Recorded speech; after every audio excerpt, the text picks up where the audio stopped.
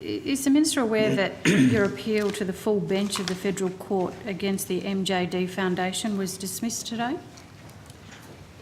About 15 minutes ago.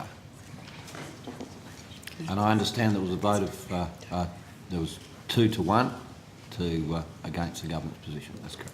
So what does this now mean? Sorry, say again. What does this now mean? Well, I'm sitting here. I'll just have a short note that tells me it was 2-1, and so obviously I haven't considered the matter.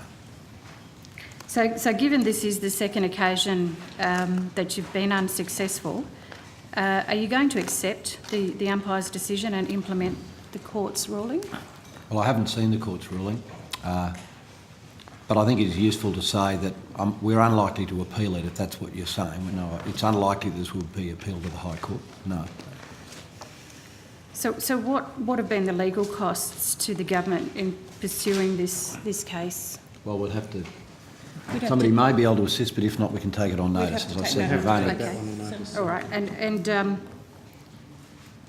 is there anything... I'll just ask this question. Is there anything that you'd like to say to MJD? No, not at all. We will be obviously speaking to MJD, but I'd like to have a look at the findings. This is, of course, part of a legacy issue where the previous government was able to initiate their own interests, whether it was the $90 million for staff housing for governments out of the ABA, or this MJD, which was a second tranche. This is a $10 million tranche. The first was $6 million. So we have made a number of changes, and we'll have to consider ensuring that those changes, the legacy from the changes we've made is a more permanent legacy, and I'll be considering having some legislative changes to ensure that all governments don't see the Aboriginal Benefits Trust account as being an account that they can actually make decisions on rather than the committee. But I'll be considering the judgment. As I said, if that's, I'd already decided that this isn't something that needs to be further appealed, but we were looking for some certainty around the capacity for ministers to effectively make decisions that were not necessarily supported fully by the Aboriginal Benefits Trust Account Committee, and we have made a number of those changes. So government no longer makes unsolicited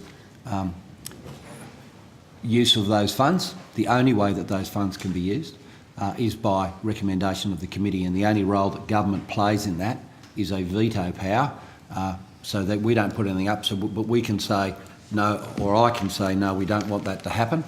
And it's usually in the case where I think that the government actually should be paying for this particular initiative rather than the Aboriginal Benefits Trust account, because I don't really believe that they should be providing their own services.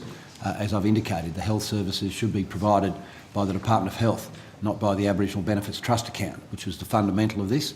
And as you'd be aware, Senator, I've ensured in the interim that the funds that would be the equivalent of the interest made has been paid to the Machado Joseph Disease Foundation, and so that there's been, in the interim, there's been no loss at all to MJD whilst this process takes place. But we will be looking very carefully at the determination. As you see, you know, I knew only moments before you when someone came and handed me that piece of paper. So we'll have a close look at the determination. I hope that's helpful. Okay, thank you, Minister.